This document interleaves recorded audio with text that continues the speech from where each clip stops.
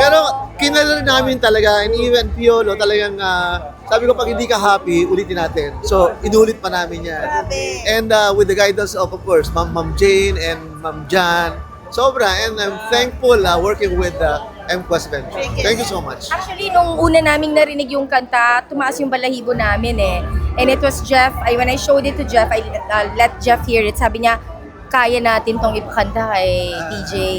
Diba? So tuwang-tuwa kami when he agreed. And he sang it so beautifully. And I hope everybody can listen to the song stream on all the digital music platforms.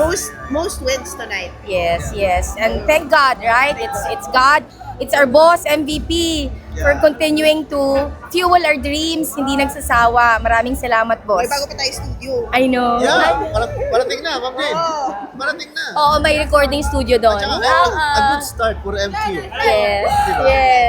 Thank you, MJ. Thank you.